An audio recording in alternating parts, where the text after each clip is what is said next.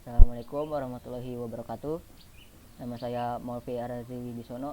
Saya di sini ingin mempresentasikan artikel saya yang bertemakan kesetaraan gender. Apa itu kesetaraan? Kesetaraan berarti memberi setiap orang posisi yang sama atau perlakuan oleh masyarakat, karenanya kasta, jenis kelamin, agama, dan kebangsaan tidak diperhitungkan untuk memperlakukan setiap orang sama. Karena itu, kesetaraan adalah ketika segala sesuatu diterima sebagai sama atau sederajat dalam segala aspek. Dan apa itu gender? Gender adalah perbedaan peran, fungsi, dan tanggung jawab antara laki-laki dan perempuan yang merupakan hasil konstruksi sosial dan dapat berubah sesuai dengan perkembangan zaman. Istilah gender ini pertama kali dikemukakan oleh para ilmuwan sosial.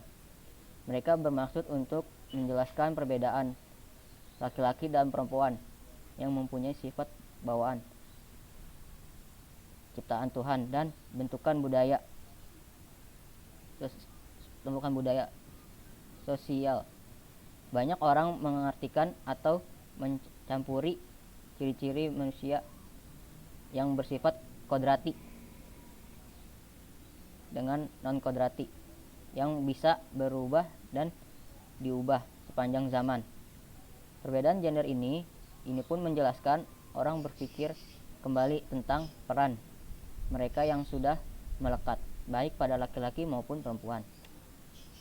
Kesetaraan gender adalah sebuah pandangan pemikiran bahwa laki-laki dan perempuan harus diperlakukan dengan sama atau setara.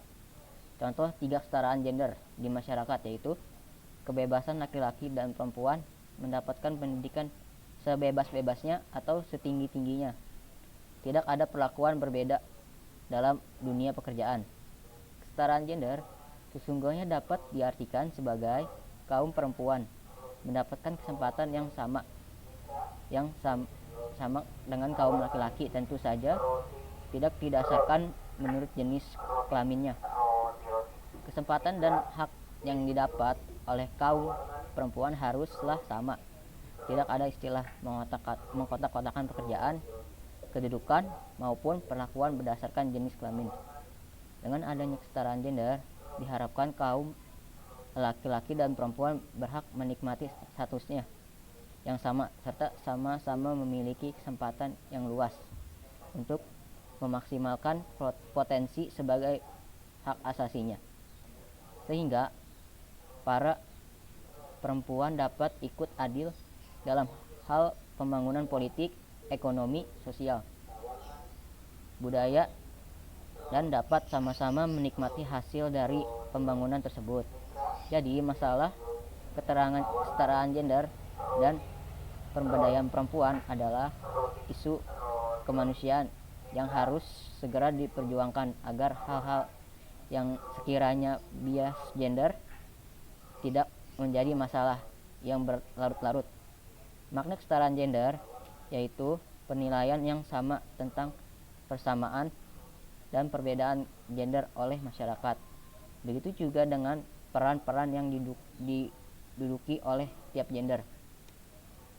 Nah, di Indonesia sendiri telah meratifikasi konvensi penghapusan segala bentuk diskriminasi terhadap perempuan atau yang disebut dengan CEDAW sejak 22 tahun lalu melalui Undang-Undang Nomor 7 Tahun 1984.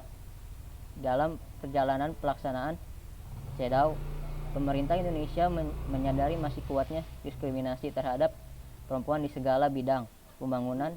Diskriminasi ini mengancam pencapaian keadilan dan kesetaraan gender ini di Indonesia. Pada negara-negara timur, kesetaraan gender adalah sebuah isu yang masih belum bisa dipecahkan dengan adil. Tidak seperti di negara barat yang cenderung lebih terbuka dan melihat bahwa wanita mempunyai hak yang sama dengan pria. Indonesia harus berkaca kepada negara barat bahwa wanita juga dapat meningkatkan pertumbuhan ekonomi negara. pemerataan gender yang dimulai pada tingkat pemerintahan ini. Mempromosikan kesetaraan gender adalah bagian utama dari strategi pembangunan dalam rangka untuk memberdayakan masyarakat, semua orang, perempuan dan laki-laki, untuk mengentaskan diri dari kemiskinan dan meningkatkan taraf hidup mereka. Pembangunan ekonomi membuka banyaknya jalan untuk meningkatkan kesetaraan gender dalam jangka panjang. Agenda tujuan pembangunan berkelanjutan memiliki makna yang penting karena setelah diadopsi maka akan dijadikan acuan secara global dan nasional, sehingga agenda pembangunan menjadi lebih fokus. Setiap butir tujuan tersebut menjunjung tinggi hak asasi manusia atau HAM, dan untuk mencapai kesetaraan gender dan memperdayakan perempuan, baik tua maupun muda. Nah, ini adalah sasaran global.